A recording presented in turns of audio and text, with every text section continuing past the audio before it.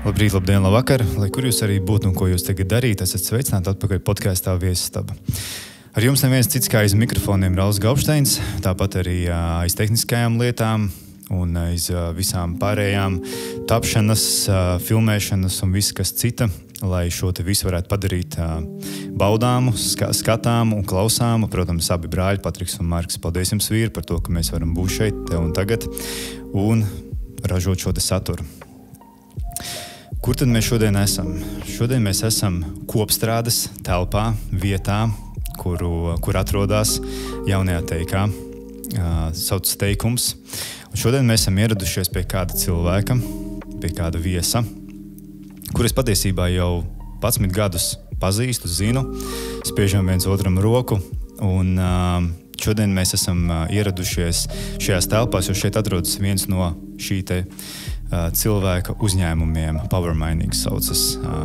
Šī būs nedaudz citādāka epizode. Šī epizode būs par investīcijām, par naudu, par finansēm, par to, kā nauda rada naudu.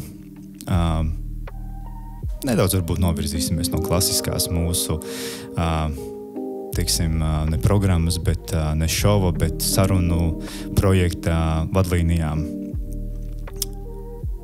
Ko es varētu teikt par šo cilvēku? Šis cilvēks ir es gribētu teikt tāds kriptovalūtu, blokķēžu Latvijas tēvs, jo man šķiet, ka viņš to visu izprot vislabāk, vispadziļinātāk, jo viņš ne tikai izprot to, kā tas viss rodas, bet arī kā tas viss strādā, kā tas viss ir uzprogrammēts, respektīvi visu kopējo sistēmu no A līdz Z. Varbūt es kļūdos, bet to viņš varēs pats tūlīt mums izstāstīt, pamatot par to, kāpēc, kas ir labs, kas ir slikts, varbūt kur ir nepilnības, kādas ir regulas vajadzīgas un tā tālāk, bet vairāk vai mazāk šodien mēs runāsim tikai un vienīgi par un ap investīcijām, ja par to, kā nauda taisa naudu. Un tas ir neviens cits kā IT speciālists, finanšu blogeris, un es varētu visā citādi vēl viņu pieteikt, bet tas ir neviens cits kā Kristaps Mors. Čau. Čau, Kristap. Kā jūties? Labi. Kā tev iet? Nevar sūdzēties. Viss kaut kas mainās. Brīžiem kaut kādas lietas iet labāk, citas sliktāk, bet jā, tagad man ir tāds periods, kurā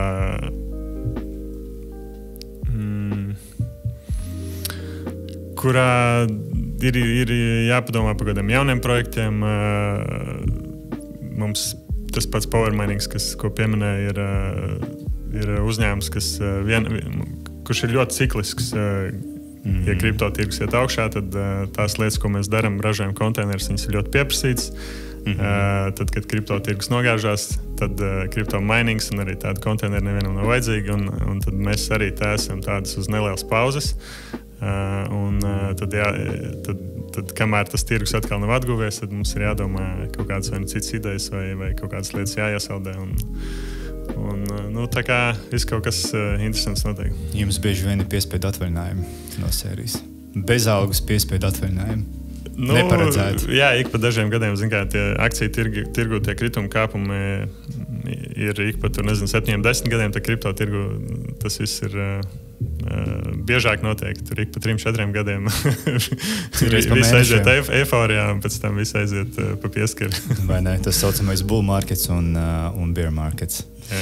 Bet mēģināsim šodien mēs runāt ļoti, teiksim, vienkārši, bez kaut kādiem sarežģījumiem, kuriem mēs noteikti savstarpēji runāt daudz vienkāršāk un īsāk, teiksim tā, bet tā, lai tiešām viss saprot un var uztvert, par ko ir stāsts.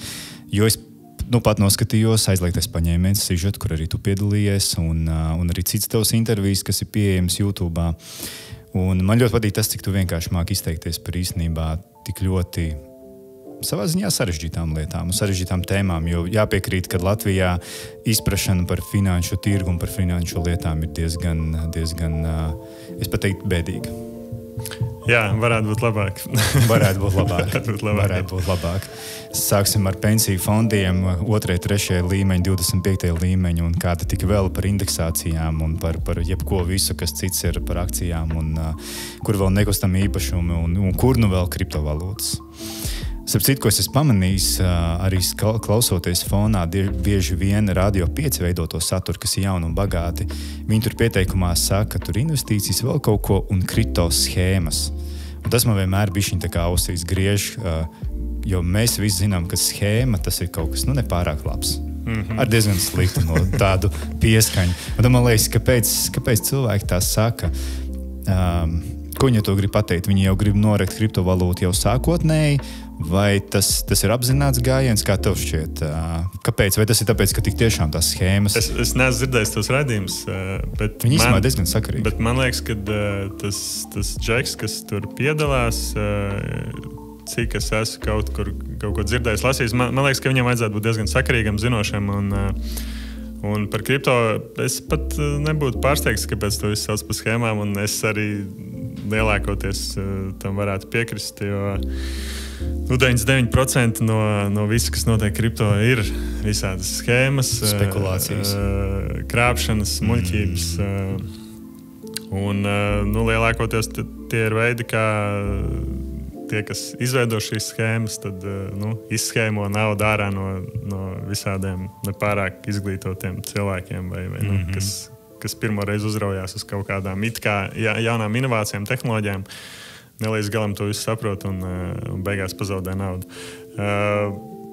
Ir pat tāds salīdzinājums, ka tie, kas tajā visā ilgāk atrodas, daudzi pat neseko vairs līdzi visam tam kriptotirgum, bet tikai fokusējās uz, piemēram, Bitcoinu. Un tad jebkur, kur notiek diskusijas par šo tēmu, tad tur ir tas salīdzinājums, ka Bitcoins ir ok un kripto ir muļķības un ka šīs lietas varbūt tad neliekam iekšā Bitcoinu tajā kripto, tad atstājam, ka kripto ir miskast un to izņemam ārā un tad...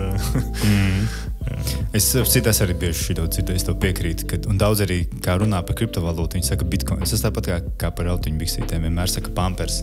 Pampers jau ir brands, tās autiņbiksītes ir autiņbiksītes. Tā ir klasika. Tad Bitcoins ir Pampers, zin kā, cits autiņbiksītes nav slikts. Bet tur jau tā lieta tieši tā, arī cits nav slikts. Bet kripto tirgu ir citādāk, jā. Starp citu, arī daži pāris altcoini saucamie arī nav slikti. Bet vēl jau ir shitcoini. Es vēl neesmu redzējis, man liekas, neko baigi sakarīgu bez Bitcoina, un varbūt vēl Ethereums ir tāds pa pusē shitcoins, pa pusē kaut kas sakarīgs, tur ir kaut kādas funkcionalitātes, ko var izmantot, bet arī viņš ir salīdzinoši centralizēts. Un katrā ziņā, ja ir cilvēki, kas uz to visu grib skatīties no tādas investīcijas skatu punkta, tad es ieteiktu drīzāk fokusēties tikai uz šīm vienu vai divām lietām, Bitcoins un varbūt Ethereums un visu to pārējo, kas tur ir 20,000 kriptovalūtas, kuras tu vari pats izveidot pusstundas laikā. Tas tur lielākoties ir ļoti, ļoti daudz reklāma, mārketings un daudz muļķību. Ļoti bieži skaļi vārdu uzvārdi vai skaļi runātāji, kas ir... Jā, protams. Tur iedomājies, ja tev būtu veids, kā pašam izveidot savu naudu, eiro, dolārus, un tev vienīgais, kas vajadzīgs, ir mārketings, kā pārliecināt cilvēkus, ka pēkšņi šis ir kaut kas īsts, kaut kas, ka tam ir kaut kāda vērtība. Īstenībā tur... Tam lielākajai daļai, tie 99%, tie 20,000 kriptovalūtu, tur nav nekāda vērtība, tur nav nekāda pielietojuma, tur nav nekāda use case. Tas viss ir tāds, kamēr būs šis mārketings un kaut kādi cilvēki, kas to promotēs, tikmēr tu varēsi kaut kur to shitcoinu vai altcoinu treidot un spekulēt, bet pietiekami ilgā termiņā viņš aizies uz nulli un viss. Exchange viņi izņems ārā, tu viņu vairāk nevarēsi ne pirkt, ne pārdot, jo Exchange arī viņi ir ieinteresēti vienkārši listot to, kas ir populārs, to, kur viņi dabū savas komisijas, līdz ko kāds asets pazaudē popularitāti, viņi izņem ārā un viss aizmirst. Un vairs neindeksējās un paldies, jā. Un tad tu vari sēdēt teorētiski savā walletā, ielikt savus kaut kādus monkey tur NFT vai kaut kādus brīnum shitcoinus un viss. Dogecoins. Tas ir tāda pat muļķība, kā viss. Bet viņi neslikti attīstījās vienu brīdi. Viņš tika uztaisīts kā joks. Kas labi aizgāja. Jā, bet tas ir arī tāds savā ziņā, man liekas, pierādījums vai apliecinājums, cik tas viss pārējais ir muļķīgs. Ja iedomājies, ja top 10 coins ir vienkārši džeks, kurš noklonēja Bitcoin, uztaisīja forku, uztaisīja joku, aizmirst par viņu vispār. Un citi tagad sāk klonēt šo Dogecoinu visādos networkos. Tur ir Shiba coin vai ne, un vēl visādi tur suņu pērteķi un kādi tikai ne coini. Un pēkšņi tiem ir vērtības tur miljonos vai 10 miljonu. Tur ir diezgan daudz absurdas lietas, kas varbūt arī parāda to, ka ir pārāk daudz cilvēku, ir pārāk daudz viegli nopelnīt naudu. Precīzi, kuri pārāk daudz spēlējās. Gamblot. Tieši tā, tīrākas gamblings. Tas ir online kazino, Jā. Ar tādu savu veidu piesitienu interesantu. Ja uz to skatās kā uz izklaidi, tad super variants. Tad super opcija. Tas ir vēl viens, teiksim, tāds kazino, kur tu izklaidējies, un kazino tu parasti nedomā, kā tu pelnīsi ar to, vai ne? Tu aizēji, labi pavadi laiku, pazaudē naudu un izdara āliņu un mājās, un viss forši. Ja tu šeit uz to skaties līdzīgi, es atnācu, nopirku pērtiķu bildītes, suņu bildītes un pāris shitcoinus. Viņi pēc tam vienā brīdī aizgāja arī 10, bet lielākoties es tur vienkārši pazaudēju naudu un viss. Es izklaidējos, aizmirstu, tad tas ir ok. Bet, zin kā, ir pietiekami daudz cilvēku, kas iesprings uz to, bišķiņ citādāk. Kas vēlēs nopelnīt, kas domāja, ka viņi pēkšņi kļūs bagāti, kas uzņemās nesamērīgus riskus. Pavisam nesen bija tāda ziņa, kur bija tāda Ponzi schēma, kas saucās Hex. Un bija cilvēks, kas bija paņēmis savu māju, ieķīlājis vai pārdevis, paņēmis 100,000, iegāzis šajā Ponzi schēmā, iesaldējis savu naudu uz dažiem gadiem, un tagad viņa tā vērtība tam shitcoinam, kur viņš iztērēja 100,000, ir 2,000. Tad viņš pazaudēja $98,000, pazaudēja savu māju, viņam ģimeni, viņam bērni. Tas ir diezgan crazy. Varbūt to nevajadzētu darīt. Un starp citādi keisi ir tik daudz. Cik Amerikā nav dzirdēts šie te. Un kā tev liekas, viņi kādreiz vispār līdz lavsuitām, viņi kaut kur aizies vispār kādreiz līdz kaut kādai tiesai reāli? Tur kādreiz būs iznākums, jo man liekas, tas ir tāds never-ending story, tāda Alice brīnumzemē. Ik pa laikam jau notiek kaut kādas tiesvedības. Ir arī cilvēki, kas tiek apcietināti par šīm schēmām, par visādiem wash tradingiem, visādiem pārkāpumiem, par to, ka tiek promotēti securities, ko tu nedrīkstētu darīt. Tiek savākti arī ik pa brīdim kaut kādi blogeri, youtuberi, influenceri, kas, lielā mērā reklamē šīs visas muļķības, kur rezultātā cilvēki pazaudē daudz naudu. Bija taču pirms kaut kādiem gadiem tepat Eiropā no Bulgārijas tā dāma slavenā, kam bija tas Ponzi schēma OneCoin saucās. OneCoins, jā. Viņi savāca? Tur sanāca tā, ka bija dāma, viņa pazuda, viņa vēl nav atrasta. Bet viņi ir FBI top 10 listā. Okay. Bet tur jau ir arī viens čalis. Un tur bija čalis, viņas brālis, un tas tika savākts. Okay. Bet tātad, ja tu uztaisi pietiekami lielu schēmu, tad tu dabū arī pietiekami lielu uzmanību. Un tur arī it kā bija iesaistīts visādas mafijas, visādas tur politiķi, korupcija. Un baigajā skailā tas viss bija. Tur bija cilvēki pazaudēja kaut kādus 4-5 miljardus. Miljardus, okay. Iedomājies. Un ar ļoti dumjiem tādiem pičiem, principā viņi tad sanāk arī targetēja tādus ļoti, neizglītotus, vismaz tajā kripto jomā neizglītotus cilvēkus vai naivus, vai kas teica, ka šis būs jaunais bitcoins vai ne, bitcoin vilcieni viņi nokavējuši, tagad lecīt šeit iekšā. Bet viņiem vispār nekā nebija. Viņiem nebija nevis sava blokķēde, nekas. Viņi vienkārši uztaisīja saitiņu, kurā tev parādīja virtuālā veidā, tev ir kaut kādi tie OneCoini, viņi tev visu laiku pieauga tur vērtībā, kaut kādā vērtībā, ko tu nevari nekādā veidā izņemt ārā, tu nevari neko nopirkt. Tev it kā ir kaut kāds konts, kurā tev pieaug vērtība, kuru tu nekādā veidā nevari izņemt vai saņemt. Un tikai gaidi tur mēnešus un gadus, kamēr viņi kaut kādu mistisku sistēmu ieviesīs un tā tālāk. Bet jā, tur ir podkāsti par šito, kas ir pētījuši žurnālisti, to visu tur baigi kreizīties stāsti ir. Jā, nauda ir cilvēkiem, tas ir skaidrs. Cilvēkiem nauda ir, ja kāds saka, nauda nav, tad cilvēkiem nauda ir paskatieties, kas notiek kriptovalūtās. Citreiz tie cipari tur ir nereālākie, kas notiek, un cik daudz tiek pazaudēts. Un nav jāskatās uz aizokeāna zemi, tiešām tepat Eiropā, kas notiek crazy. Man liekas, ka tas Vankoņa čalis vispār par Rīgu dzīvojās un Ferrari braukā vēl joprojām. Nē, tur visā tajā schēmā. Viņš bija ambasadors. Tā tad ir galvenie tie, vismaz cik zināmi tie organizētāji. Šajā gadījumā tā bija tā dāma, plus viņas tur brālis vai varbūt vēl kaut kādi cilvēki. Tā core komanda, bet tad bija tie, kā tu saki, ambasadori. Influenceri. Tur viņi, influenceri, var teikt, reklāmas cilvēki. Un tos pagaidām, man liekas, neviens vēl nečakarēja. Vismaz šajā schēmā. Un tie bija tie, kas uztaisīja, tur bija uztaisīta multilevel marketing schēma. Attiecīgi, ja tu piesaisti atkal nākamos, kas promotē, un tur aiziet entajos līmeņos, vai ne? Tad, ja tu esi tur pašā augšā un tu darbojies ar visu šo MLM izplatīšanas biznesu, tad tie, kas bija pašā augšā, viņi kļuva par miljonāriem. Tur bija pāris cilvēki, kas ļoti labi nopelnīja.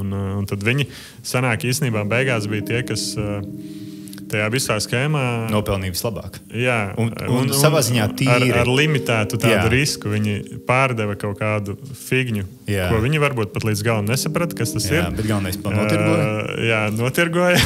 Jā, viņiem ir rokas tīras pēc idejas. Un tad atbildību beigās uzņemās tie, kas paši galvenie biznesa īpašnieki. Tie ir vai arestēti, nošauti, pazuduši, varbūt ir uztaisījuši operācijas un dzīvo kaut kādas mazas salas, vai ne? Jā. Nezinu. Bet, ja tas top 10 FBI listā, tad drīzāk esi miris. Ja tu neesi atrasts, tad tu esi miris. Visticamāk, jā. Un ja tu saki, ka tur tādi miljardi, būsim reāli. Jo, teiksim, ja tu esi ASV sataisījis sūdus, tad, pasties, tev atrod jebkurā vietā pasaulē. Tas pats FTX čalis. Jā, tas ir bezcerīgs, tam nebija iespējas nemaz nekur pazust, bet... Arī taisnība, tas tiešām ir bezcerīgs. Tas ir labs piemērs, kā nevajag darīt. Ja tu esi scammers, kā nevajag darīt. Jā, pasties šitos teroristus, kā tur brīžiem atrod kaut kādās alās vai vēl kaut kur... Un kur viņa komunikācija veids ar PlayStation spēlēm, konsolēm, kur nevar uzrakt, kur nav vienkārši čalis neiet WhatsAppā un nesāk rakstīt. Tā kā, ja tu gribi jāt investors, tad pirmais solis ir izdomāt nekad nedari to ar ASV un viņu investoriem. Un to īstenībā vēsturiski arī ļoti daudz ICO, kad bija burbulis 17. gadā. Ļoti labi atceros. Viņi ļoti daudz pateica, ja tu esi no ASV, mēs tev nepieņemam. Viņi jau laicīgi zināja riskus, problēmas. Viņi par šo samazināja. Viņi zināja, ka tas viss aizies pieskari. Viņi vienkārši ir tās money grab schēma. Un, lai neuzrautos uz problēmām no ASV, tad viņus tur neaizsūtītu, tad viņi saka, mēs šitos nepieņemam. Tad uzreiz jau saprotu, ka tur nebūs FTX un Binance un ir čupām citu kompāniju, kas kāreiz šo nesaprata, kas mēģināja maksimāli arī piesaistīt ASV investorus, un tas vienmēr beidzās vienādi. Tā kā ir valsts, varbūt, kur tu vari čakarēt cilvēkus un tiec viegli cauri, bet ir lietas, kur labāk no sērijas sākumā jau izdomā, ko tu darīsi tad, kad tev tas viss sabruks, un kā tu slēpsies, un ko tu darīsi no sērijas. Nedomā par produktu, domā, kā tu pēc tam aizlaidīsies. Nē, tas būtu prātīgi, bet laikam, ka tie, kas šīs visas schēmas organizē, bieži varbūt nav paši gudrākie cilvēki pasaulē. Arī taisnība, jā. Nav ne vērtības, ne morāles. Skaidrs, nauda norauj jumtu, un visiem ir viss vienkārši dolāri acīs. Un te, kad tu runa ir par reāli miljardiem, tas jau vairs nav smieklīgi. Tas ir bišķiņ tomēr ar cik daudz nulēm. Bet runājot par šiem visiem influenceriem un tā tālāk, un vispār, kas tagad parādījušies, ir 101 finansiālais guru, ko mēs redzam patreiz vispār, mēs dzīvojam tādā laikā. Es eju cauri saviem storijiem, un man ir noteikti manā cilvēka aplī lokā ir kāds attiecību guru, ir kāds finanšu guru, ir kāds spirituālās pasaules guru, ir kāds fitnesa guru, psiholoģijas guru. Man liekas, ka visapkārt ir baigie guru. Un tad tā skaties un tā liekas, ok, nothing personal, bet, nezinu, tomēr ej pēc tā cilvēka etalona, kāds viņš ir pa dzīvi, tad tu ņem no viņa piemēru. Un ja tu neredz tur piemēru, tad tu nevari iet un sekot tam guru. Tāpēc jautājums ir par tiem finanšu guru.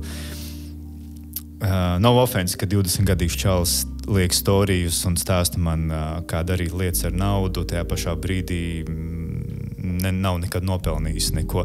Galvenais laikam, ka nav nekad pazaudējis. Es gribētu drīzāk tā teikt. Nopelnīt mēs visi mākam, bet man liekas, ka forša vērtība ir te, kad ir pazaudējis arī cilvēks, jo viņš toši zina, ko teikt tev par finansēm, ka viņš ir pazaudējis daudz un dikti.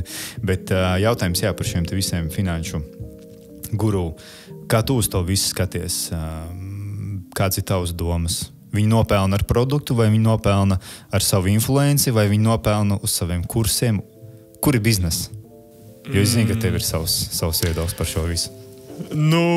Es varbūt pats vairāk sekoju kaut kādiem cilvēkiem Twitterā nekā Instagramā, un tad tie parasti droši vien nav tādi cilvēki bez kaut kādas iepriekšēja, track rekorda, bez pieredzes, bez kaut kādiem panākumiem, un tad varbūt man tas ikdienā neskar un neuztrauc, bet jā, protams, ir pietiekami daudz cilvēku, kas varbūt bez zināšanām, bez sapratnes mēģina kādam kaut ko pārdot. Un, tad tur ir jābūt uzmanīgam, jābūt kritiski domājošam. No vienas puses nav slikti, ka kāds varbūt kaut ko nezina un mēģina to mācīt citiem, jo varbūt tādā veidā viņš pats iemācīsies. Tas ir viens veids, kā tu vari mācīties, tu mēģini kādam citam kaut ko pastāstīt, un ja tu pietiekami daudz izlasi, iedziļinies par kādu tēmu, tu jau vari iespējams, tu vari atrast labas idejas, labas pieejas. Un tas cilvēks jau uzdod pareizos jautājumus, par kuriem tu neesi aizdomājies. Tas ir labs variants. Un ir diezgan daudz tēmas, kā, man liekas, arī es varbūt nezinu Džeks, bet es saticis kaut kāds vai meitenes, kas Latvijā vai Igaunijā darbojās, kas vairāk runā ne gluži tagad par trading vai investing, bet piemēram par to, kā uzkrāt naudu, kā ikdienā kaut ko plānot, tur mērķus veidot. Šādas lietas, kas ir tādi praktiskie padomi, man liekas, ļoti sakarīgi. Tev tur pat nav jābūt baigiem backgroundam. Tur vienkārši ir tāda izglītība, ko varbūt mums skolās nemāca. Ne? Un tad, ja tev ir šādi cilvēki, kas online, tev pastāsta veidus, kā viņiem strādā, kā sakrāt naudu, kā varbūt atteikties no kaut kādiem mirkļa impulsu pirkumiem. Ja? Super, man liekas. Bet tad, ja ir tā cita galējība, kur ir tev 18-gadīgs žeks, kurš tev tirgo, kursus par to, kā kļūt miljonāram vai kā katru nedēļu nopelnīt 20% un tam līdzīgi, tad tās ir muļķības. Jo viņam Instagramā ir bildes ar Ferrari, tā ir tāda klasika. Liels mājas Ferrari, nopirkt sekotāji, lai izskatās iespaidīgi. Vienmēr būs kaut kāds spīdīgs pulkstenis. Vienalga, kas tas ir. Ja? Un tad ir vienmēr tas, ka es 16 gados esmu izmests no augstskolas, bet kur es kļuvu par miljonāru. Tagad man ļoti gribas tev pastāstīt, kā tu vari arī kļūt par miljonāru. Šitādi cilvēki, dažus es redzēju ārzemēs, bet dažreiz viņi nonāk arī ziņās ar to, ka viņi kaut kādā veidā rada iespaidu par to, ka viņi ir tik zinoši un bagāti un turīgi, tad viņi atrod pietiekami daudz cilvēkus, no kuriem viņi savāc naudu. Un viņi vienkārši uztaisa tādu arī kā Ponzi schēmu. Viņi pa pusi no naudas iztērē, un otru pusi izmanto, lai nākamajiem investoriem, kas nāk iekšā vai kas grib uzņemt naudu, tad tu viņiem izmaksā to naudu. Un it kā uzrāda, ka tu ir baigie procenti. Tu ar jaunu kredītu baro iepriekšējo kredītu. Jā.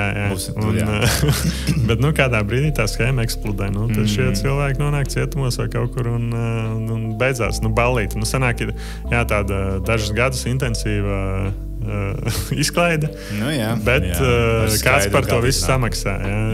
Pirmkārt samaksā investori, kur pazaudē naudu.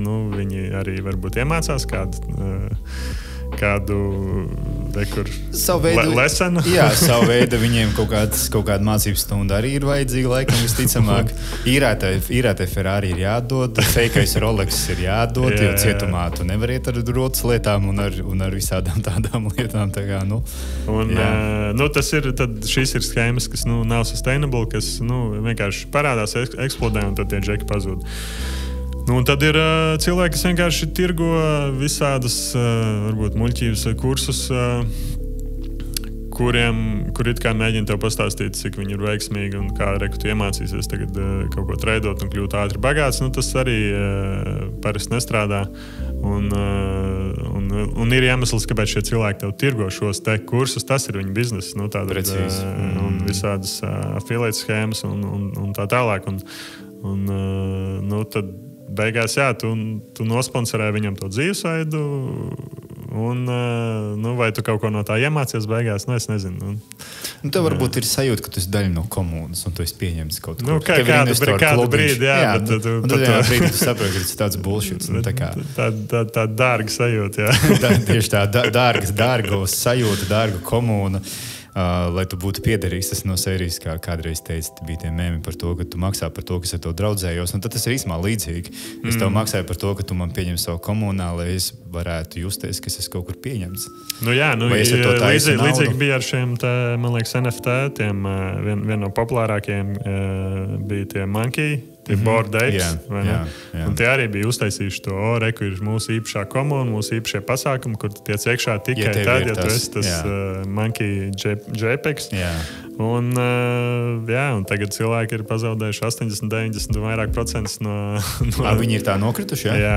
Es tagad neesmu NFT skatījies. Principā gandrīz viss ir tur lejā. Bet tas ir loģiski, jo beigās NFT ir... Tev pat nepiedara tas stulbais pērtiķis vai tas attēls.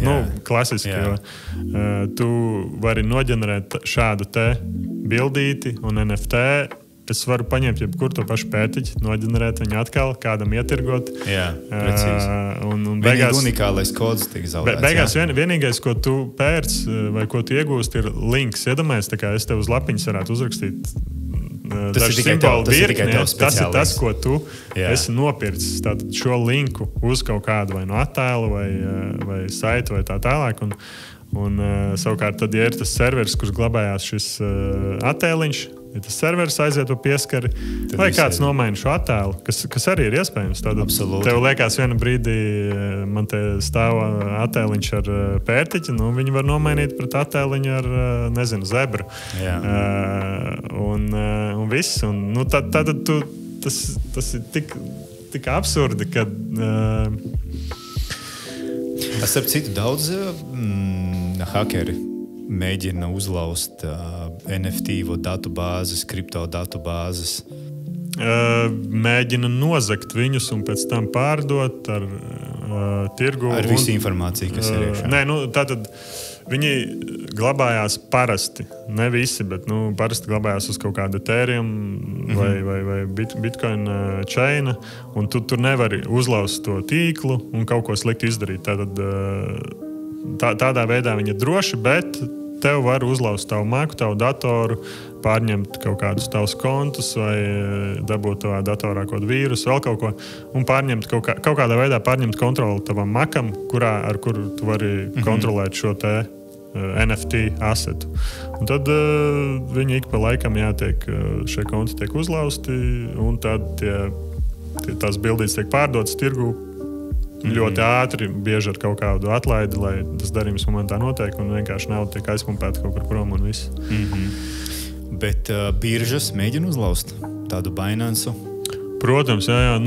Biržas ir, teiksim, vislabākais, ko tu varētu uzlauzt. Ja tev ir pietiekami daudz skili, jo iedomājies, kādi tur aseti kripto figurē. Tāpēc securities tur ir jābūt ļoti, ļoti augstā līmenī. Un tas ir viens no iemesliem, kāpēc, ja tu kaut ko dari kripto jomā, tev pirmkārt nebūtu prātīgi nevienā biržā turēt neko nozīmīgu. Ja tev tur stāv $10 vai $100, varbūt vienalga, tu viņus pazaudē vai nē, bet ja tev tur stāv aseti, kas ir vērti tur 100, 1000 vai miljonos, tad tas nav racionāli. Jo vēsturiski gandrīz visi iespējamie exchange ir bijuši vai nu uzlausti, pārņemti, vai sabrukuši, vai ir bijis Kanādas lielākais exchange, kas vienkārši founderis bija tikai viens, kas kontrolēja visu, kas tur notika. Un tad viņš aizbrauca uz Indiju, it kā saslima, nomira, pazuda viss. Nevienam nav pareizi, jā. Kvadrīga. Vai viņš īstenībā, un nav skaidrs, vai viņš īstenībā nomira, vai viņš tur samaksāja kādam, un tad viņu uztaisīja kā mirušu, izdeva certifikātu. Bet pirms viņš vēl bija aizbraucis, tur jau bija līdzekļi aizpumpēti prom. Vēl senāk bija Japānā MTGOX, arī tika uzlausts, cilvēki pazaudēja daudz naudu. It kā ļoti lielu daļu atguva, bet tā visa administrācija un viss tas čakars, kas vēlāk notiek, viņš iet jau kaut kādus 10 gadus. Un varbūt šogad tiem, kas bija lietotāji, kaut ko atgriezīs, kaut kādu daļu no tā, kas viņiem toreiz tur glabājās. Bet tajā visā procesā, protams, ja kāds 10 gadus administrē šito visu un tikai sev skaita komisijas un diezgan labi viņi nopelnīja. Tāpat bija Eiropā lielākais exchange, bija Bitcoin 24D. Arī tas tika vienkārši tehniski bija vāji realizēts, arī aizgāja pa pieskari, cilvēki pazaudēja naudu. Tā kā ir kaut kādi, varbūt Coinbase, Kraken, Binance, man liekas, viņi ir tā daudz maz līdz šim izdzīvojuši bez nopietniem drošības tādiem incidentiem. Viņi man šķiet arī visi tādi nopietnākie ir. Bet, tā vismaz izskatās. Bet you never know atkal. Bet tas ir tā kā, viens gājiens un tev... Tieši tā. Vai tas pats FTX arī skaitījās viens no labākajiem. Viens no topiem, ar tādu... baigo labo reputāciju, un tad vienkārši izrādās, viss ir tukšs, viss ir nozagts, un nekā nav. Un čalis ar mikrofonu uz galvas atrodas. Labi, tur vispār tas ir tik... nav smieklīgi īstenībā, kāds tur naudas apgrozies, bet tas, ko viņš darīja ar to visu, es lasīju, tas viss jahtas un to, ko viņi tur vēl darīja, un tas dzīves stils vienkārši kreisi. Jā. Un tad iedomājies, ka ja šādas visādas dīvainas lietas notiek tajos lielajos exchange'os, vai tad FTX bija top 5 vai ne lielākais pasaulē, un vēsturiski paši lielākie ir aizgājuši pieskari, tad, kas notiek visos tajos 100,000 mazāko exchange. Tajos tev vispār nekad nebūtu nekādā veidā, ja viņiem jāskarās klāt. Tad tev, ja tu kaut ko dari, tev būtu jāņem pats drošākais exchange, ko tu vari atrast, izvērtēt, un pat tad tev jāapzinās, ka ļoti liela iespēja, ka tev būs problēmas. Tad tā nav nekāda banka. Un ja tev tur nozog tos tavus kripto assets, tad tu visdrīzāk viņus neatgūsi. Tā ir tā būtiska tāda atšķirība. Jā, jau forši, ka viņš nav centralizēts, forši, ka viņš nav trackable, bet tajā pašā brīdī nav forši, ka tev kaut kas notiek. Jo nav neviens, kurš par to atbild. Absolūti, jā. Tiek mēs paņemsim nelielu pauzīti un tūlīt atgriezīsimies.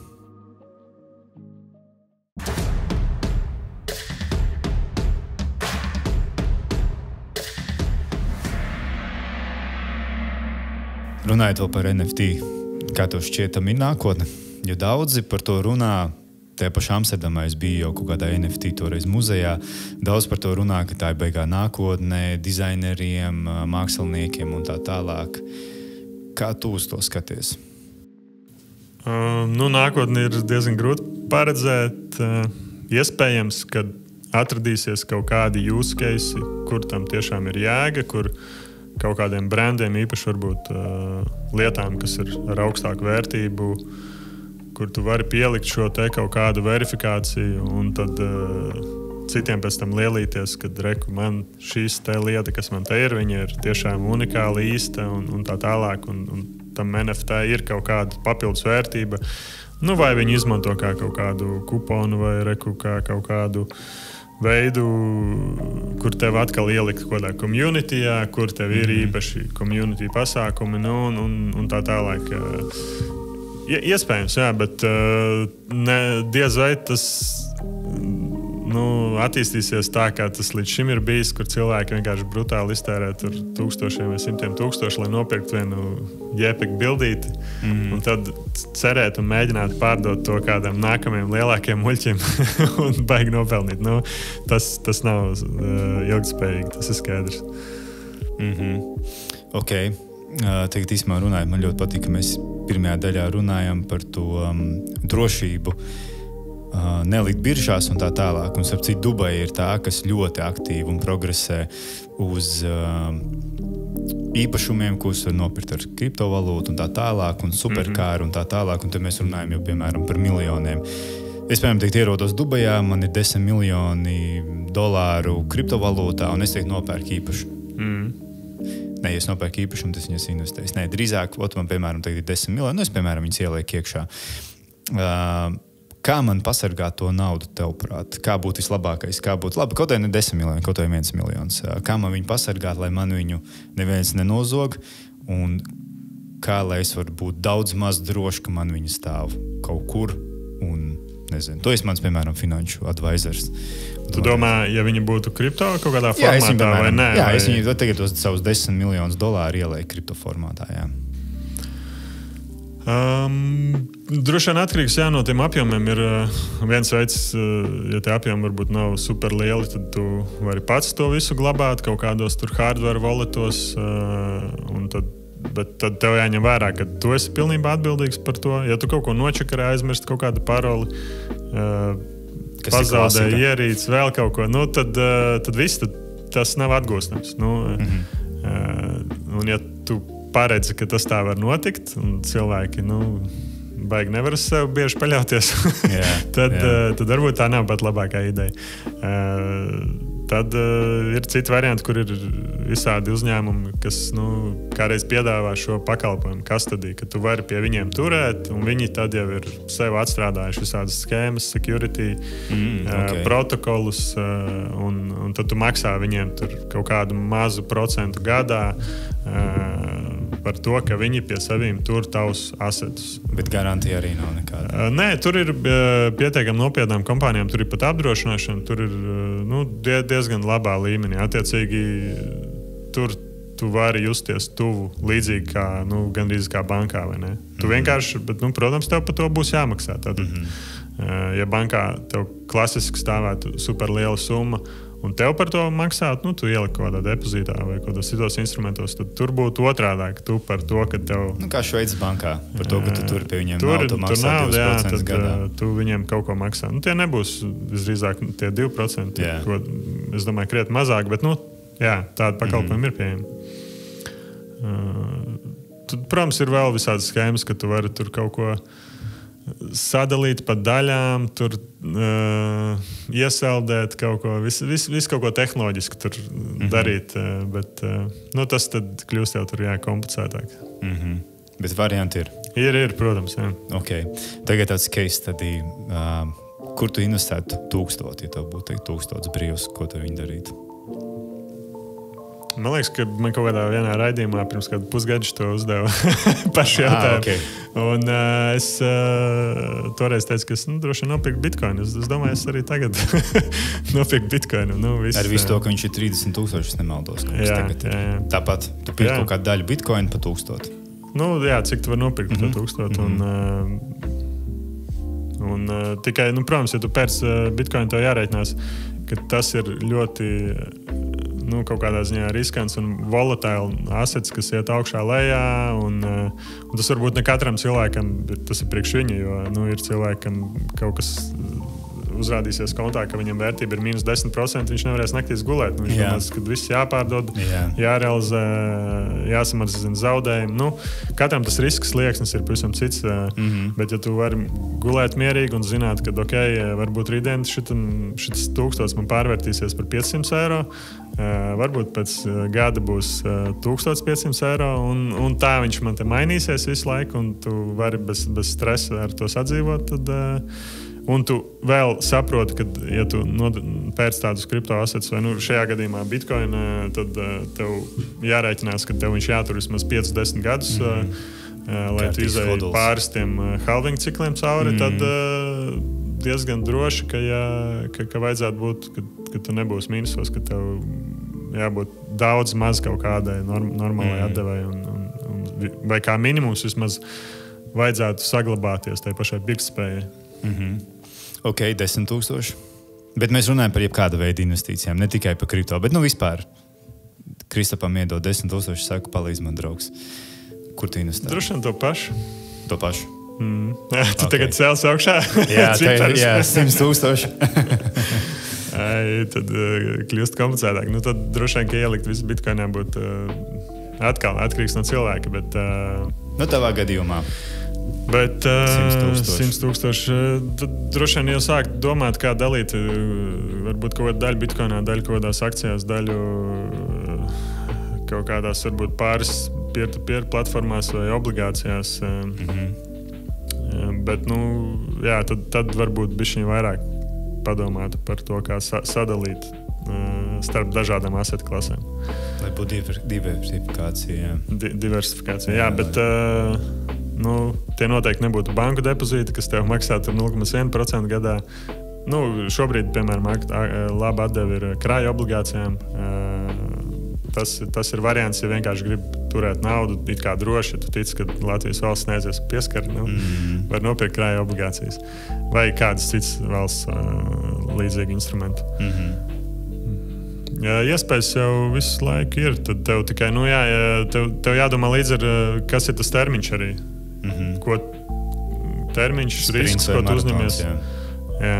Jo, ja tev ir līdzekļi, kurus tu gribi it kā ieguldīt, bet tajā pašā laikā tev ir varbūt skaidrs mērķis, ka tu gribi pēc 2, 3, 4 gadiem nopirkt kaut kādu īpašumu. Tev vajag uzkrāt naudu, tu zini, ka tev tai naudai jābūt pieejamai. Tu nedrīkst būt pozīcijā, kurā tu tagad nopērci, Tesla akcijas pa 100,000. Tev pēc 3 gadiem es tagad pārdošu akcijas, tagad pirkšu īpašumu, vai arī man tur vajadzēs pirmā iemaksā kaut kā tam līdzīga. Un tad izrādās, ka tad ir akciju tirgus nokrities, tev Tesla akcijas ir mīnus 50%, un tev, sūdīgi, es nevaru pārdot, es nevaru tagad izdarīt to, ko es gribēju. Tad tev jāskatās uz priekšu, kas ir tie instrumenti, kas var notikt ar viņiem, un vai tev ir iespēja gaidīt. Ja tev ir tās Tesla vai vienalga kādas akcijas tur, no tāda portfeļa daļa, kuru tu vari nekad gan neaiztikt, pieņemsim 20 gadus sēdēt mierīgi ar visām izmaiņām, tad tā nav problēma. Tad pērst tās Tesla vai kaut kādas akcijas. Un gaidi. Jā. SpaceX un gaidi, jā. Bet, tas interesanti ir pastīties, kad arī piemērs, kur tās pašas akcijas kad tas gaidīšanas periods var būt ilgs. Japānā bija tas gadījums, ka tur, man liekas, 85. vai kurš gads, ka, ja tu nopērsi akcijas, tad tu vari sēdēt tur 20 gadus mīnusos. Jā. Vai tu vari to izturēt? Jā, tev ir tik daudz naudas, ka tu vari. Kuri varbūt nevar nosēdēt mierīgi, ja viņiem gadu ir kaut kādas pozīcijas mīnusos. Bet tad tev jābūt ir, man liekas, tur top 0,1% tādam optimistam, ka tu domā, ka es nopirku akcijas un es tagad 20 gadus turēšu. Vēl jāizdzīvo, protams, arī. Tieši tā, vēl jau ir jādzīvo. Ne tikai hoduls jātaisa, bet ir arī vēl jādzīvo. Precīzi ir jau tekošie rēķini un dzīve kā tāda arī. Nevis visu laiku. Es ticu, ka ir investori, kuriem tas ļoti daudz paņem enerģiju un psiholoģisko enerģiju tieši. Ka viņi par to domā. Kad viņi redz, ka viņiem tur 3 mēneši jau no vietas viss ir sarkanā krāsā, tad viņiem varētu būt, ka, ja tas nosaka viņu garu stāvokli un dzīves kvalitāti, tad nevajag. Un tas ir mūsdienās pat tā ir problēma, no kuras tev apzināti būtu jāizvairās, kad ir tik viegli pieejama tā informācija, kad tev ir aplikācijas, kurā tu vari reizi sekundē, reizi minūtē sekot līdzi slēgt cenām, un kas šodien tirgos noticis, tur var nojūgties. Tev kaut kā jādabū tas mindsets, kurā ja tu pieņem lēmumus, tad tu varbūt padomā ilgāk, pieņem lēmumus, un tad turies ar to pārliecību un liecies mierā. Tā kā aizmirst. Tieši tā, ieliec un visu, turi. Tam procesam jābūt garlaicīgam. Ja gribās gamblingu, paņem vai mazu daļu no portfeļa, vai atkal pērc kaut kādas muļķības, vai uz kazino. Var izklaidēties visādos veidos. Bet ja tu katru dienu ejot gulēt, scrollē, un pēc tam nevar gulēt, jo tev tur ir mīnus atkal kārtējo reizi, tad tā labāk nevajag piekrīt. Tad tas bišķi pārkāps to savu risku, to slieksni. Vai ne? Miljonu? Kā tu investētu? Arī droši vien tie paši līdzekļi, tās pašas asset klases, tur kaut kāds bitcoins, P2P, akcijas, obligācijas. Pie miljonu varbūt arī skatītos, kas notiek ar nekustamiem īpašumiem, un varbūt tad skatītos arī ģeogrāfiski. Zin kā, pasaulē viss baigi strauji mainās. Es domāju, ka neviens negaidīja, kad Krievija iebruks Ukrainā. Un pēkšņi cilvēki tagad sāk uztraukties, varbūt te kāds var iebrukt, vēl kaut kas. Ja tev pietiekami daudz līdzekļu, tev prātīgi būtu, teorētiski prātīgi būtu, un ja tu vari atļauties īpašumu dažādās valstīs, dažādas pilsonības, banku kontu dažādās valstīs, attiecīgi, ja ir kaut kāds case, kurā tu vienā vietā vairs nejūties droši, un tas var būt dažādi apstākļi. Jā, tur karš, varbūt viens, varbūt kaut kāds tur disasters, nezinu, tur nuclear vai tur kaut kas cits, nezinu. Kaut kāds iemesls, vai pēkšņi tu dzīvo jauki demokrātiskā valstī un hop, un kaut kas notiek, aiziet pa piespēri, pēkšņi militārs apvērsums, un tu saproti, ka, labi, tagad tu vairs nevari teikt, ko tu domā, un tu varbūt negribi vairs te atrasties, tad nav slikti tev. Runājot par ģeogrāfiju, kas patreiz ir tāda vieta, pasaules daļa, valsts, ko tu izskati kā daudz maz droša investīcijām, daudz maz droša dzīvošanai? Gan jau, ka tev ir bijis padomā. Tas pats par nekustamajiem, ja tu investētu, jo tu beidzot pateici nekustam īpašumu, kas atkal ir man nozara, bet tu viņu tikai pateici pie miljona. Ātrāk nē. Ātrāk nē, jo, labi, manā gadījumā, piemēram, man jau ir ļoti liels exposure uz real estate, un man ir, reku māja. Attiecīgi, es esmu lielu daļu savu asetu jau ieguldījis, kaut kādā ziņā ieguldījis, real estate, un tāpēc vēl vairāk tur ieguldīt ir riskanti. Un arī jāņem vērā, ka nekustamies īpašums no vienas puses ir stabils, no otras puses viņš nav tik likvīds. Viņš nav likvīds, jā. Tu nevari tā vienā dienā paņemt hopā, pārdot, aizmirst un pārcelt to kaut kur citur. Tāpēc tas ir.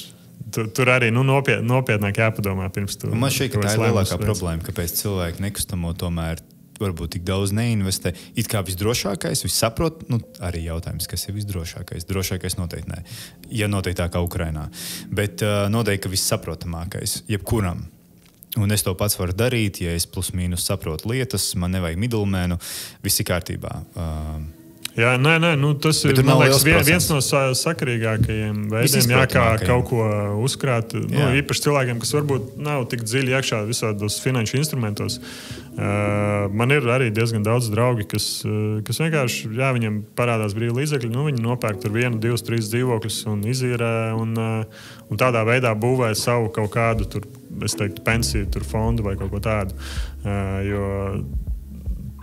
Tas, man liekas, daudz racionālāk, prātīgāk nekā ieguldīt kaut kādā pensiju 3. līmenī vai tur mēģināt maksimāli daudz samaksāt nodokļos, lai tev tur vēlāk var būt kaut kāda lielāka pensija. Bet, ja tu pasties, kas notiek realitātē ar demogrāfiju, kas notiek tieši tā.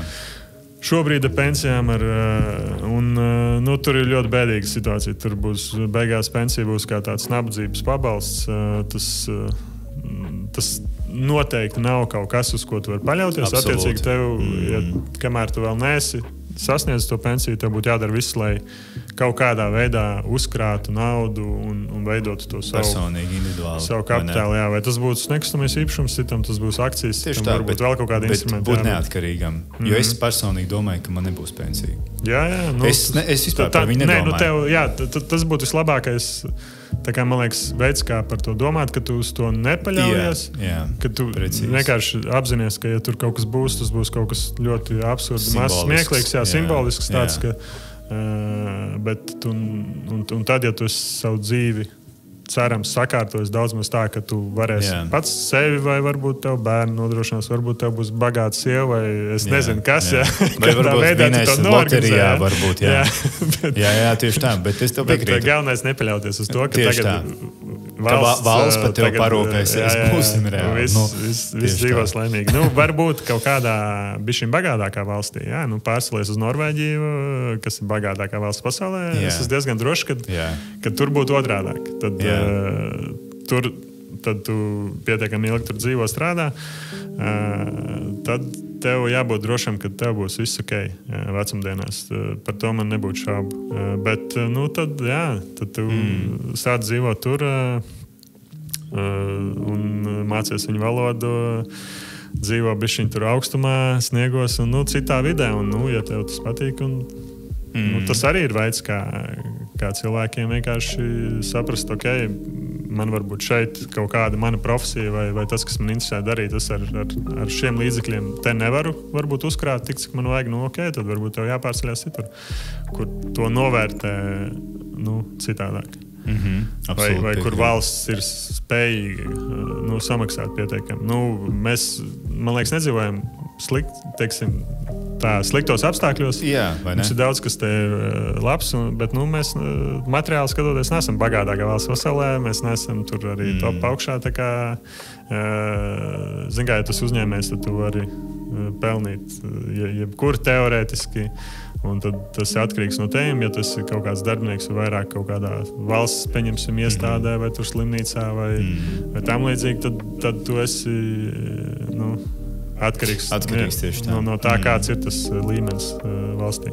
Jo tu pareizi teici, slikti jau mums nav, bet vai mums ir tāda garantijas sajūta? Labi, garantēt mums neko nevar šajā pasaulē, absolūti nevar. Bet nav tā sajūta, kad par tevi stāv un krīt. Valsts absolūti man nav tāda sajūta. Nē, nav, bet tas vienkārši ir jāsaprot. Nevajag dzīvot ilūzijās.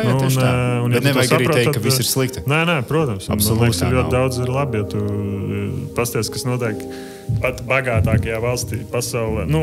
Varbūt ne bagātākā, bet attīstītākajā. ASV, kas notiek tagad Losandželosā, San Francisco, kur vienkārši veikali bezpajumtnieki, viss tur tiek demolēts, dedzināts, kur it kā visi dzīvo baigi turīgi, visi baigi bagāti, bet tas kapitālisms, kas tur ir, tas līmenis ir crazy. Otrs grāvs.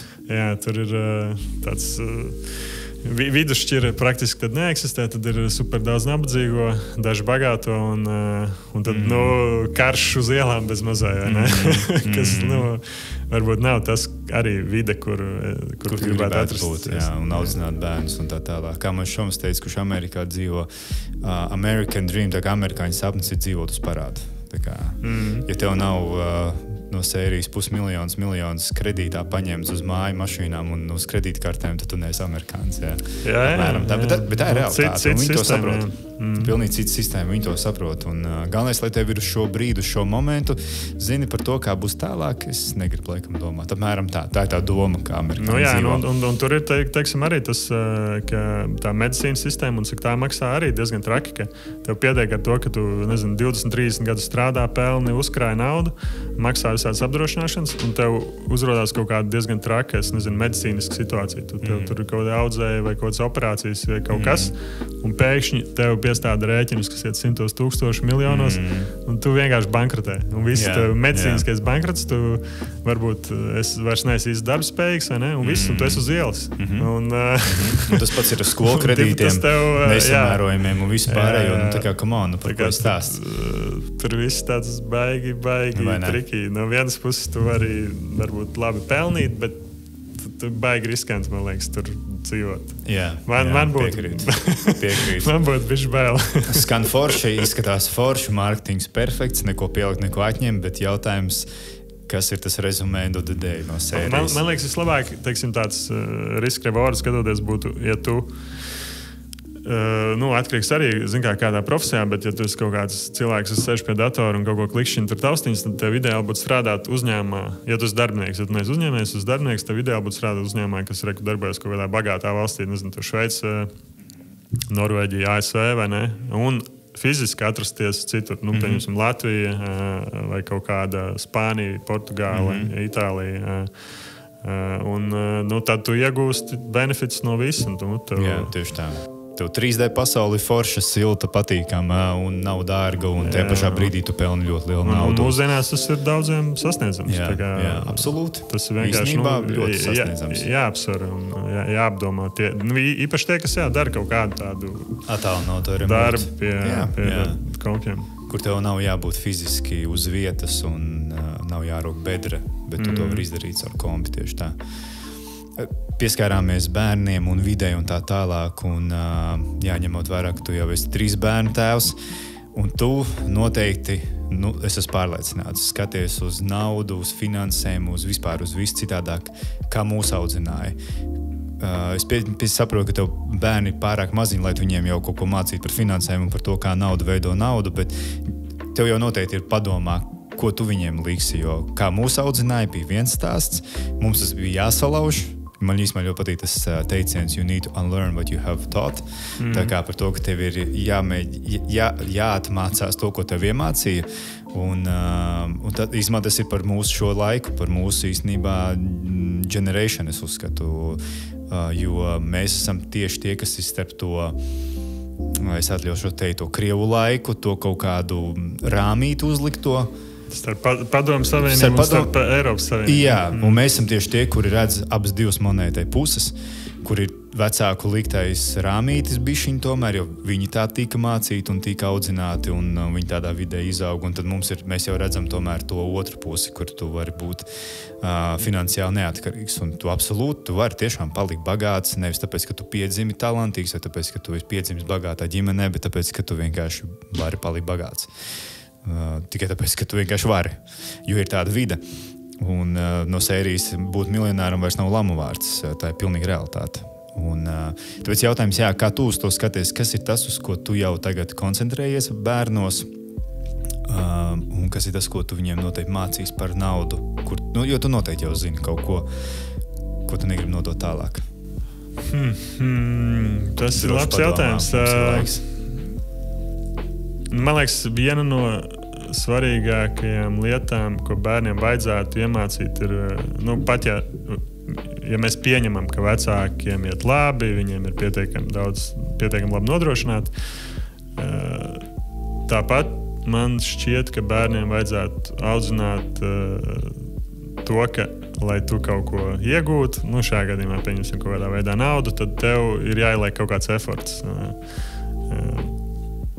Man īstenībā, vecākiem bērniem ir 4 un 6 gadi, un pirms dažām nedēļām viņi tur kaut ko sāk prasīt par naudu, un es gribu pelnīt naudu tagad.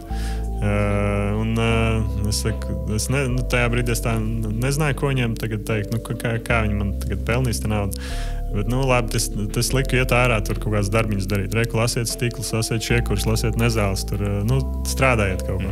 Kad ir jāiegūt, lai tev būtu ārā. Jā, tad, kaut kāds viens darbiņš tur apnīk, tagad prasa, to vairs negribu darīt, es tagad darīšu citu darbiņu. Labi, tad tu izdomā tos darbiņus. Bet tajā pašā laikā, protams, tas būtu normāli ikdienā kaut kādus darbiņus mājā taču dara tāpat, ne jau tu tagad maksā par katru no tām lietām. Tas varbūt šajā gadījumā bija tāds kā izņēmums. Labi, reku, tev ir darbiņš, reku, kaut ko tur var iedot viņiem pēc tam kaut kādu naudiņu. Bet, man liekas, normālā situācijā būtu izdomāt veidus, kā viņiem, pat ja viņi ir mazi, ja viņiem ir interese, ļaut kaut kā nopelnīt. Kādreiz bērni staigāja pa vilcieniem, tirgoja saldējumus. Tev, es zinu, tur Ādažos ir kaut kāds bērns, kas piedalās bērnu pasākumos, cep pizzas. Man liekas, super. Tad ir daudz veidu, tu vari veidot kaut kādus darbiņus vai cept kaut kādas lietas.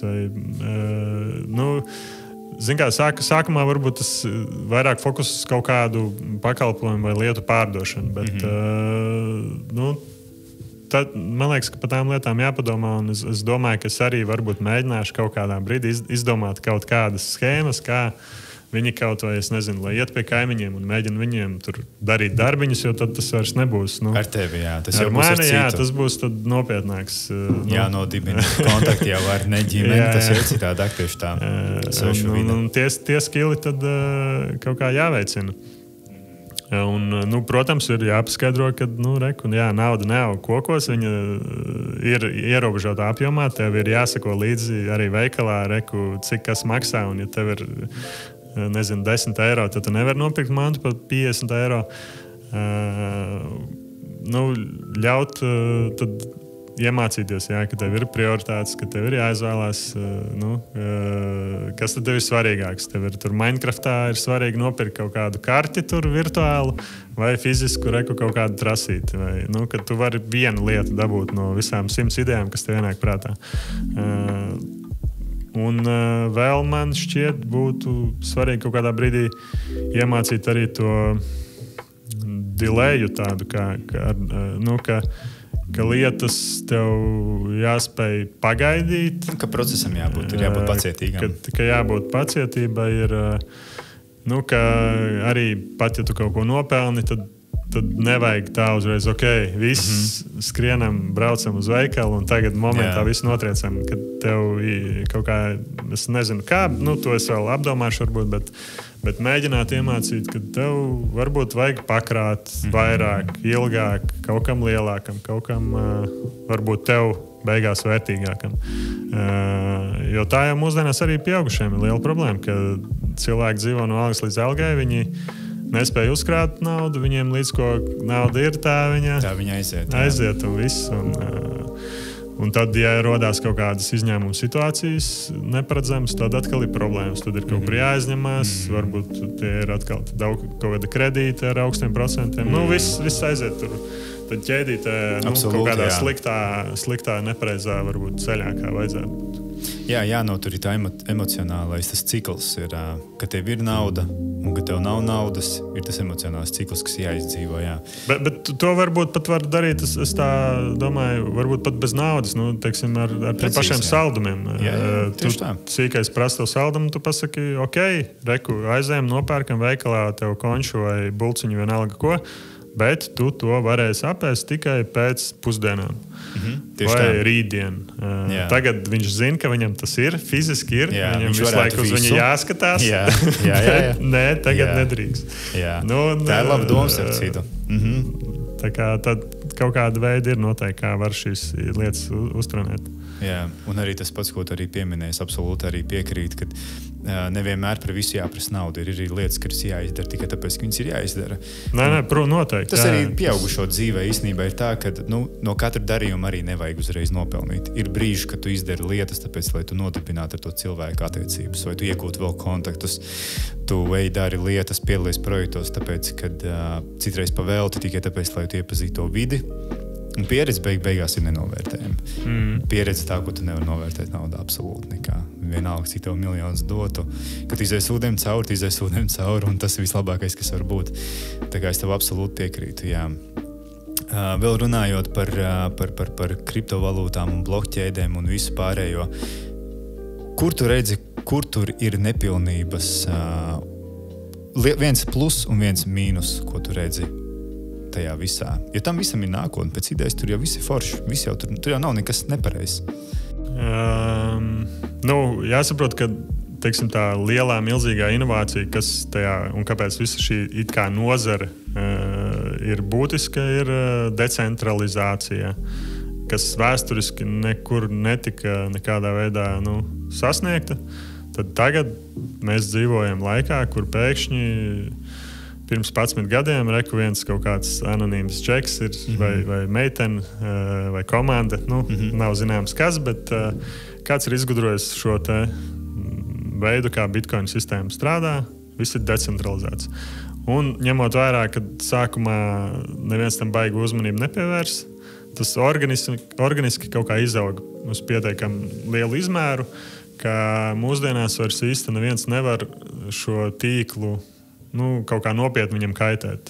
Neviena atsevišķa valsts vai kāds cilvēks vai organizācija nevar tagad pateikt, viss, man nepatīk bitkoins, mēs šito aizvaram ciet, mēs nevaram aiziet pie bitcoin direktora, arestēt viņu, mēs nevaram aiziet pie...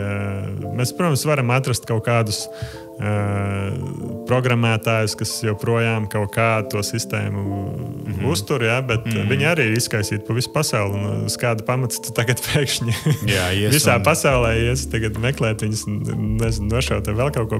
Bet pat ja to izdarītu, tāpat tā sistēma strādātu, vienkārši viņi varbūt lēnāk attīstītos tālāk. Bet Bet ir tas vēsturiski arī jau parādījās, ka Ķīnā tur vienā brīdī, kur bija ļoti liela mineru koncentrācija, tur nobano to miningu procesu, pasaka, ka nē, šito mēs neļausim. Tas mums traucē kapitāla kontrolēm, mums aizplūst naudu prom. Nekas, mineri pārcēlās, nezinu, uz ASV, uz Eiropu, tur Irānu, Krieviju, Venecuēlu, Islandu, vēl kaut kur. Ja? Tā sistēma ir tik elastīga un pielāgojās tiem jebkādiem apstākļiem, ka neviens viņai īsti kaitēt nevar. Un tas ir lielākais iegūms tajā ir, ka tev ir kaut kāds asets, ar kuru tu vari rīkoties, tu vari pārskaitīt viņu jebkuram cilvēkam pasaulē. Tātad tev tagad nav jāskatās nekādi tur sankciju saraksti vai tur ierobežojumi vai banku darba laika vai kāda banka vai ar kādu banku draudzējās vai nē. Ka būs jāatskaits bankai par kaut kādu darījumu. Vai kādam jāprasa atļauj. Vai varbūt kāds tev pateiks, ka nē, šo darījumu mēs tagad atceļam vai iesaldējam. Un starptautiskos pārskaitījumos tā ir ikdiena. Ja tu gribētu tagad pārskaitīt šodien naudu uz Krieviju, nezinu, tur Irānu, Ķīnu, Ziemeļkoreju. Varbūt kaut kādām crazy vietām, ar kurām tev nevajadzētu neko darīt, bet tie ir tādi ekstrēmie piemēri. Bet tikpat labi aizsūti tagad naudu uz kaut kādu Keniju vai... Nē, bet tepat Latvijā nopietni mums nekustamiem īpašiem nodarbojoties. Ir atsevišķi bankas, kuras iesaldē naudu, un tev ir reāli līgumi, ir pierādījumi, hei, te viss ir kārtībā, viss ir, mēs pārdevām īpašumu un esam ieguvuši ar normālu. Viņi tāpat nelaiž vaļā 2-3 dienas, viņi tur iesaldēt, un viņi grib vēl kaut kādas tur. Labi, bet 2-3 dienas vēl tas nav tik traki, bet starptautiskos pārskaitījumos tev varbūt, ka tev iesaldē uz nedēļām, mēnešiem naudu. Jā. Un tas ir nepatīkami, un tad tev ir tā alternatīva, kur pieņemsim bitcoins, kurā tu 100% zini, ka, ja tu pārskaitīsi uz noteiktu adresi, tā nauda aizies, neviens nenobloķēs, neiesaldēs, neatsauks. Galvenais pasīties uz adresi. Neaiziet kaut kur citām, jo tu viņi nedabūs atpakaļ. Tas pluss ir tāds, ka šī sistēma darbojās, un viņi neviens nevar ietekmēt. Mīnus ir tāds, ka kādam mīnus, kādam pluss atkal ir tas, ka visas transakcijas ir izsekojamas. Tātad, ja tu nodarbojies ar sliktām lietām, tad tev labāk darboties ar cash nekā ar bitcoin. Vēl viens mīnus ir tāds, ka, ja tu kaut ko nokļūdies nočakarē, tad tu vari pazaudēt visu, kas tev tur ir.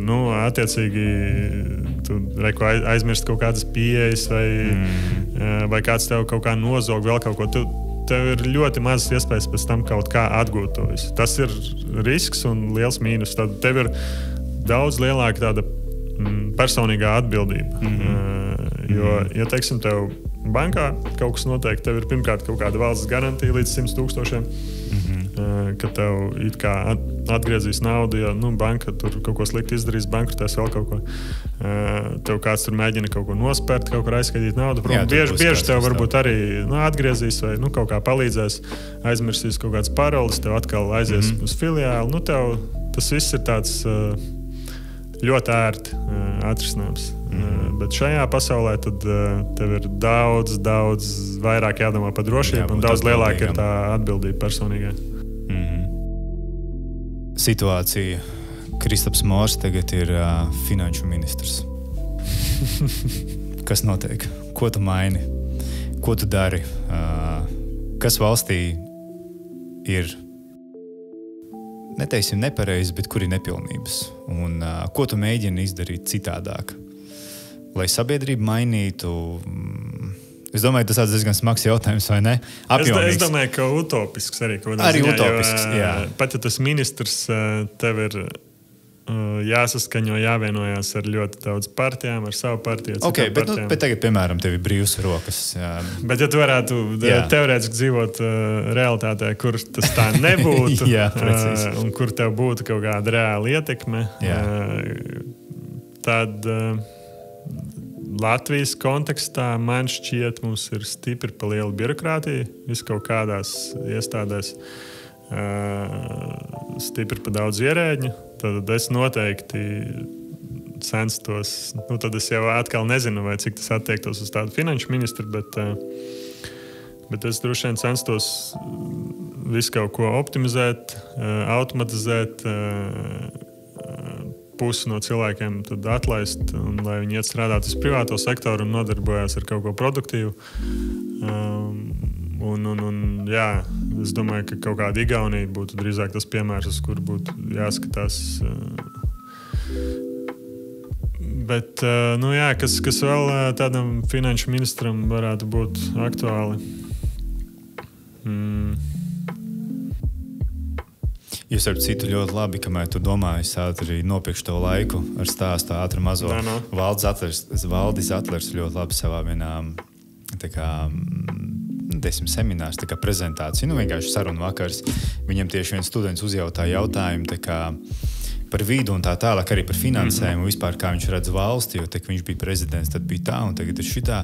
Un tad viņš ļoti labi pateica to, ka īstenībā jau mums visu valstī ir forši, viss ir kārtībā par tām finansēm un ekonomiku. Vienkārši problēma ir tāda, ka pārāk daudz regulāciju uz regulāciju, un kad nemaz daudz īsti nesaprot līdz galam, pat gribēdam labu darīt, pat īsti, kas ir jādara, jo bišķiņ pa daudz visa kā ir.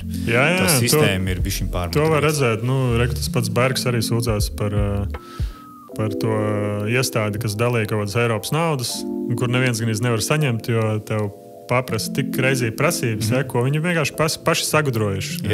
Paši izdomāja, ka tagad mēs būsim vēl striktāki nekā mums Eiropas Savienība prasa, lai mums pēc tam būtu viegli atskaitīties vēl kaut ko.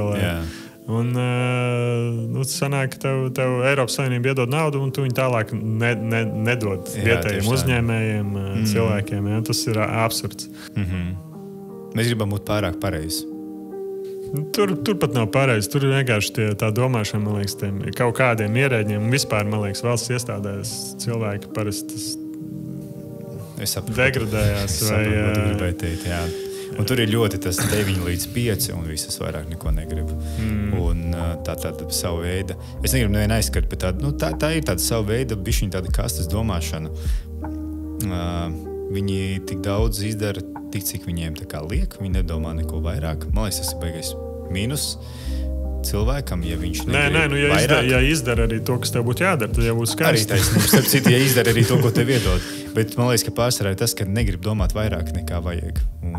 Vai tā vairāk nekā tavs tas mandāts prasa. Kopumā es uzskatītu, ka tam valsts aparātam un birokrātijai un visam būtu jābūt krietni mazākā izmērā.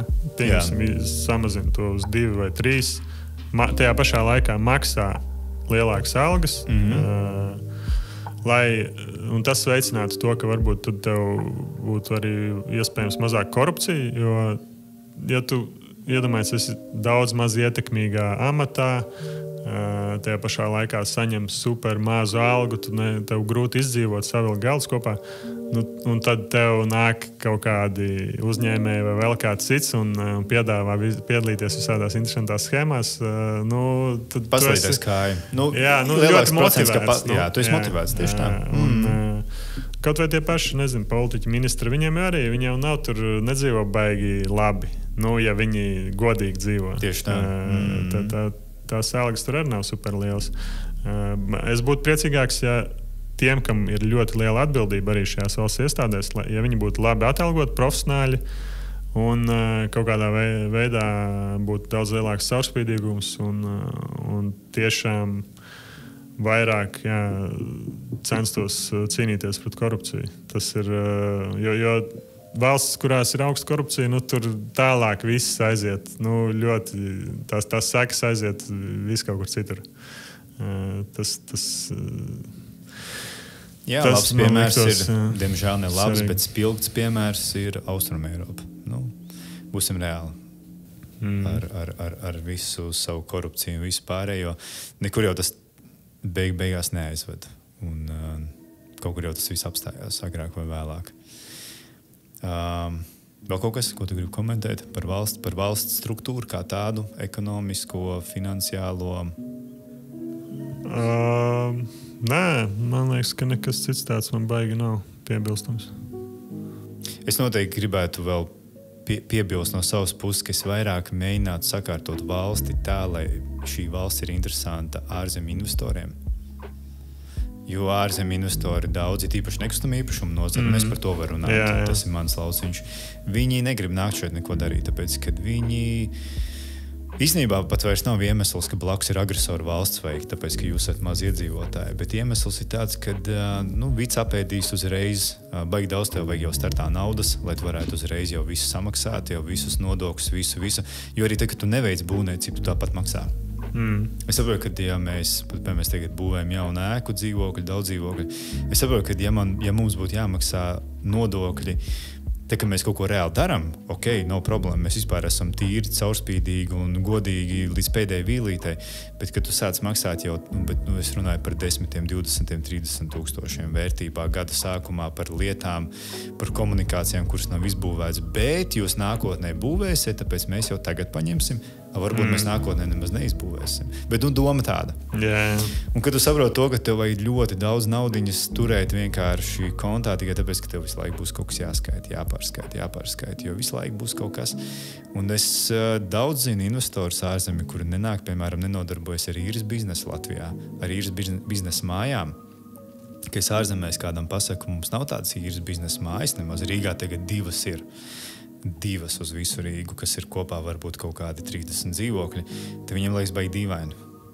Jo Eiropā tas ir pilnīgi normāli. Bet viņi saprot, kāpēc. Viņi nenāk. Es noteikti darītu kaut kā tā, lai mēs būtu interesanti investoriem, un es šeit nerunāju par uzturēšanas atļaujām Krieviem vai kādiem citiem. Arī tajā ir savi plusi. Vienkārši tas viss ir jāmēģina tomēr kaut kā regulēt un nedot kuram katram. Tur ir plusi, bet tur ir arī mīnus. Tā kā, teiksim, ja mēs uz tādiem investoriem vēl kaut ko skatītos, tur jau vēl svarīgi būtu arī darba spēks, demogrāfija. Demogrāfija būtu jāveicina. Protams, kas mums ir ļoti švaki, mēs visu laiku samazinās iedzīvotāju skaits. Ja viņš samazinās, tad kurš tad dzīvos tajās īres mājās vai jebkādās mājās? Ārzem studenti dzīvos. Ārzem studenti, starp citu, tie, kas varētu dzīvot viņās. Okay, bet kopumā, ja valstī iedzīvotāju skaits samazinās, tad ir nekustamo īpašumu nozarei arī nav baigi labā perspektīva. Galvenokārt jau viņi samazinās, tāpēc, ka tie, teiksim, gudrie vai tie, kas ir izglītotākie, viņi jau dodas projām. Bet tajā pašā laikā ir arī, kas aizbrauc, kaut ko pastrādā, iemācās un tad kaut kad vēlāk atgriežas. Tas arī nav slikti. Tas nav slikti, absolūti nav slikti. Bet, protams, jebkurā tādā daudz maz rietumu kaut kādā valstī, kas sasniedz kaut kādu noteiktu attīstību, tev jārēķinās arī pietiekami liela imigrācija. Mums, ja mēs paši tad braucam prom vai nespējam ražot tos bērnus pietiekami daudz, tad, lai ekonomika darbotos, tev vajag cilvēkus. Tad tev viņi no kaut kurienes ir jāved iekšā. Varbūt tā nevajadzētu būt, pieņemsim, Krievijai vai Baltkrievijai. Varbūt tad tiem jābūt cilvēkiem no Āzijas vai Turcijas. Vai, tur būtu atkal kultūras visādas problēmas. Bet kaut kā tas būtu jākompensē. Un ļoti jākontrolē. Bet ieturēt pozīciju, kurā mēs no vienas puses izmirstam, mums tās prognozes ir sliktas. Mēs gribam labu ekonomiku, mēs gribam, lai nodokļus maksā. Bet kaut kādas ievest tagad imigrantus, tas ir uzreiz slikti. Sarkanā līnija. Tas arī absurdi. Sēdi uz kaut kādas šitās sienu čupas, kur tev lēnām tur deg kopā. Precīzi. Un agrāk vai vēlāk viņa nodegs. Tur bez variantiem. Tāpēc ja varētu salikt vairāk cilvēku, vairāku tādu līderu domas, tas pats Trumps arī ir kaut kur ļoti sakarīgs un kaut kur viņam ir labas domas, bet kaut kur galīgi nē. Ja mēs varētu salikt vairāku kaut kādu pasaules līderu labākās lietas un apvienot viņas vienā kaut kādā cilvēkā X nebūtu slikti, jo Latvijai baigais potenciāls ir. Nereāls potenciāls īstenībā. Jā, protams. Man liekas, visā Baltijā diezgan labi attīstīti visādas tehnoloģiju uzņēmumi. Arī viss kaut kas interesants notiek. Arī Latvijā parādās uzņēmumi, kas tur ir ar ļoti augstiem vērtējumiem. Atkal radīsies jauni uzņēmumi, kuros investēs. Tas arī būtu jāveicina. Tieši tā. Kas tavuprāt ir tāds visveiksmīgākais Latvijas uzņēmums, kurš sevi realizējis, ja tu tā skaties? Mikrotik, Printful, šiem ir tie, kas nāk prātā. Bet noteikti ir vēl 10 un 20 citi bišķi mazāki, bet... Bet Latvija var. Jā, noteikti. Un nereāli īstenībā var. Es domāju, tev vispār tu pārzini programmēšanas visu tavu nozaru un visu šo te. Es domāju, tev vēl pat citi iespaidi ir par to visu, un tu vispār citādāk redzi to visu. Bet ļoti interesanti, jā. Kāda tev vislabākā investīcija bijusi? Es neprasu naudas ziņā, bet kur un kāda? Nē, ja tu gribi naudas ziņā... Ja tā nav naudas ziņā, Nē, es domāju, ka tev nav jāsaka uzreiz tur 3 miljoni. Es domāju tā, es neprasu tev naudu nosaukt. Nē, tu gribi var padalīties. Es domāju, ka skatītājiem, klausītājiem būtu interesanti. Bet jā, kas tas bija? Ko tu nopirki, ietreidoji, investēji, kur? Es atceros, kad es kādreiz kaut ko sāku darīt tikai ar akcijām, un tad es Baltijas biržās nopirku kaut kādas akcijas. Tur bija Olaina Farm, tur bija Grindex, tur bija kaut kādas Lietuvas kompānijas, un es pat nezināju, ar ko nodarbojas tās Lietuvas kompānijas. Es tik vēlāk es uzzināju, kad viena no viņām bija real estate attīstītājs, un tas bija laiks, kad bija kaut kāds 8. 9. gads, kad real estate tur bija arī pa pieskaru aizgājis. Bet tur sanāca tā, ka Olaina Farm akcija man dažu mēnešu laikā pieauga, tur nezinu, 30%. Man likās, wow, es esmu baigi labais investors. Vienkārši paveicās ar to periodu, un tur vispār nekāds sakars ne ar kādu izvērtēšanu, neko. Vienkārši iemet naudu un reku pieauga. Un likās, super, šis jāpārdod, tagad jāpērk kaut kas cits. Un toreiz es iemācījos to. Es pārdevu iegūtos, nezinu, 30 cik procents. Un vēlāk es vēsturiski paskatījos, kas notika vēlāk. Es būtu to akciju nevis pārdevis ar saviem plus 30% dažos mēnešos, bet toreiz viņi vēlāk izauga reiz 10. Tātad, kā ilgtermiņa investors, es būtu varējis sēdēt, neko nedarīt un nopelnīt 10 reizes vairāk nekā es ieguldīju toreiz. Tā kā tas man bija tāds lesson learned par to, ka dažreiz īpaši stock marketā varbūt tie tādi ātrie gaini varbūt pirmajā brīdī izstāsta baigi labi, bet ilgtermiņā varbūt dažreiz vienkārši vajag turēt tās akcijas un neko nedarīt. Bet tā, man liekas, visspekulatīvākā un tāda ar vislielāko atdevi man, kas bijusi investīcija, kādreiz bija, kad Bitcoins un kripto sāka kļūt populāri. Es biju kaut kādus 3000 ieguldījis Bitcoinā ar domu, ka vai nu es šito pazaudēju visu, jo tajā laikā tas bija kaut kas krietni nestabilāks. Un vai nu es pazaudēju, es dabūju reiz 10 atdevi. Tad es nolēmu, ka šis ir super spekulatīvs, super riskants kaut kas, un tie 3000 vēlāk tur izauga līdz, 50, kādā brīdī 100, tur 1000. Un tajā laikā tā visa nauda likās tāda virtuāla, kaut kas fakes, tāda spēļu nauda. Viņa nelikās īsti nauda nekādā veidā. Jā, jo tas bija pārāk viegls tāds iegūms. Un tas viss likās, tāda, jā, tas tā kā spēlītē kaut kādā simulācijā, tu būtu kaut ko nopelnījis. Un tas stāvēja arī kaut kādās online tajās biržās, kas ir pa laikam tur vai bankrotē, vai, tev viss likās, viss tāds triki, tur tā vienu dienu ir, citu dienu nav, vai tu tur kaut kādas coinus tur pērc, tur tajā laikā bija, Bitcoins, Ethereums, Litecoins, vai tam Bitcoins sāka forkot, tad tur bija Bitcoins pret Bitcoin Cash, tad nevarēja saprast, kurš forks būs īstais, kurš izaugs, kurš nosprāks, tu dabūji viņus abus tos coinus. Tāda bija tāds baigi haotisks tas laiks, un tad to naudu es nekādā veidā īsti nenovērtēju, tāpēc, ka es nekādu efortu nebiju tajā visā ielicis. Un mēs ar vēl vienu džeku tad šādi te iegūtu, pārāk viegli iegūtu naudu, tad izdomājam, gamblosim vēl tālāk. Tad tur es nepieturējos pie tā, ka, dabūšu atdevu reiz 10 un tad viss, tad tu realizē, ja? Tad tu redzi, tur notiek kaut kāds gamblings, tev liekas viss super easy, tas viss tā turpināsies. Un tad mēs nopirkām tur kaudzi ar mineriem no Ķīnas. Praktiski visu naudu, kas mums bija, iztērējām mineros. Kas ir raktuves saucamās. Jā, datoriņi, kas tev maino Bitcoinu. Domājam, mums būs datoriņi, mēs tagad dabūsim vēl vairāk to kripto, būsim tur vēl ātrāk, viss notiks. vēl straujāk. Un tas bija laiks, kad bija tas 17. 18. gads, kad bija bitkoins uzkāpis no 1000 līdz 20,000 vienu gadu laikā. Apmēram notriecām visu naudu mineros, bitkoins nokrašoja, tur vienā brīdī aizgāja līdz 3000. Mūsu mineris pat nebija īsti, kur likt. Mums tur viņiem baigo jaudu vajadzēja, un tad mēs tur sākām domāt, kur viņus vispār izvietot. Sākām konteinerus ražot. Īstenībā pirmos priekš sevīm un citiem, kuriem arī bija līdzīga problēma, kas bija mineris nopirkuši un nebija kur izvietot, jo tev vajag lielu jaudu, un tur ir vēl skaņa un siltums un viss kaut kas jārisina. Un tad sākām ražot tos konteinerus, tirgot citiem, hosting kaut kādu pat sākumā piedāvājumu. Un tas kompānija, tas Power Minings tādā veidā radās, un tad ar šo kompāniju var teikt, mēs šo kompāniju uzbūvējām ar šādu te pārāk vieglā veidā iegūtu naudu. Vēlāk šī kompānija kādas 2 reizes vismaz bija uz tādas bankrota robežas.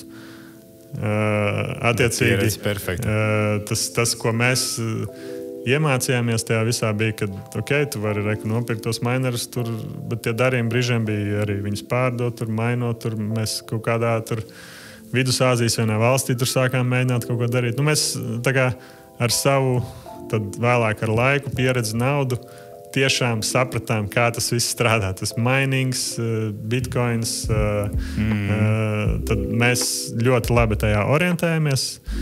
Mēs saprotam, ka, lai tas veiksmīgi darbotos, mums ir vajadzīga ļoti lēta enerģija, kas mums īsti nav pieejama. Tāpēc mēs tagad to vienkārši tirgojam konteinerus tiem, kam ir šī lētā enerģija, vai kas uzņemās super lielus riskus un darbojas ļoti riskantās valstīs. Tad mēs paši to nedaram, bet ir cilvēki, kas ir uzņēmīgāki pret šo risku. Bet tad rezultātā sanāca apmēram tā, ka tas 3000 pārvērtās par 100,000, kas aizgāja gandrīz līdz nulei kādā brīdī vai vairākos brīžos, jo mums tiešām bija tepat blakus mītings, un mēs, viss jābeidz. Ko, man liekas, ir viss slikti, vai ir jēga kaut ko vēl mēģināt. Bet tad atkal, pirms gada, 2, tad atkal tas viss atguvās, atkal tas pats bizness kaut kā atdzīvojās.